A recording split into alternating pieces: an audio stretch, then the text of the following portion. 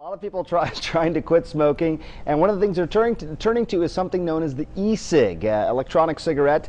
Best way to demonstrate this, actually show you this. I'm not going to smoke on it, but basically what happens here is that there's a battery inside this. It has a nicotine vapor. You smoke on this, you get a little bit of the nicotine, and you get a little bit of the smoke as well. There's some pictures of it there.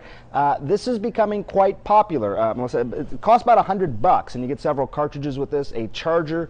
You can basically smoke on this, even charge it up wherever you are, and it costs about $100. So you know it's not cheap. Thousands of these being sold in kiosks and malls.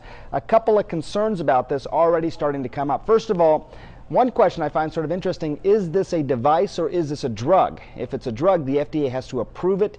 It's a little bit hazy when it comes to that. Also, it's never really been tested in humans. They use nicotine in patches, they use it in gums, but not inhaled before. So what exactly is going to be the impact on humans in the long term? They just don't know because they haven't tested it. But again, as I pointed out, it's already on the market, Melissa. On the market, but it has yet to achieve FDA, Food and Drug Administration approval, but it is better than puffing on a regular cigarette, right? And I think that's the argument the company is making, is like, look, this is nicotine. It does not contain a lot of the carcinogens, tar, other substances that are in cigarettes, so it's got to be safer. That's their argument.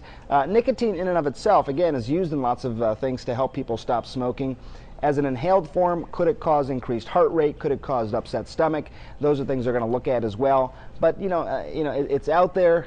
Anything, I think, as you're alluding to help people stop smoking, because that's obviously the worst possible option. I know you haven't taken a puff. I've actually never smoked myself, but I know you had someone in the CNN television newsroom take a swig.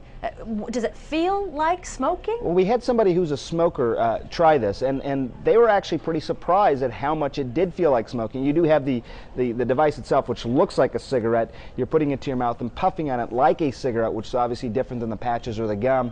And then you do get some smoke. You do get some nicotine. It's different than cigarettes, but he was actually pretty surprised at how much it felt like that when he started smoking. I would also think it feels similar when you're having it between your fingers, the sensation there as well. There isn't, cigarette smoking, part of the reason it's so addictive is all the substances in cigarettes, but also the behavioral components of it as well. So taking it, putting it to your mouth, all that seems to make a difference, which is why, interestingly as well, one of the ways that people try and get people to stop smoking is by using anti-anxiety medications. The oral fixation may be a form of anxiety. Cut that, you can help with the smoking. Go back 20 years. I used to play with those candy cigarettes. I don't even think they make those anymore, right? Well, it's funny. I think they still do, because as we've been walking around the newsroom, people have been having comments about this all day, and candy cigarettes came up by somebody else as well.